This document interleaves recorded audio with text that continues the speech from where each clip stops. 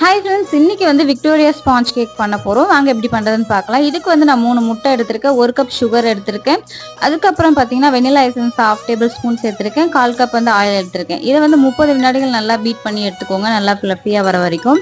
அதுக்கப்புறம் 1 கப் மைதா, 40 கிராம் வந்து கார்ன்ஃப்ளவர் மாவு எடுத்திருக்கேன், 1/2 டேபிள் ஸ்பூன் வந்து பேக்கிங் சோடா, 1 டேபிள் ஸ்பூன் வந்து பேக்கிங் பவுடர், அதுக்கப்புறம் சால்ட் வந்து 1/4 டேபிள் ஸ்பூன் ஆட் பண்ணியிருக்கேன். இதை நல்லா ஜலிச்சு இதில் ஜென்ரலாக ஆட் பண்ணிக்கலாம். அதுக்கப்புறம் இதை நல்லா மிக்ஸ் பண்ணி விடுங்க. அதுக்கப்புறம் வந்து பார்த்தீங்கன்னா நான் வந்து ஷவர் க்ரீம் எடுத்திருக்கேன். ஷவர் க்ரீம் எப்படி பண்ணுறது நான் ஆல்ரெடி ஒரு வீடியோவில் போட்டிருக்கேன்.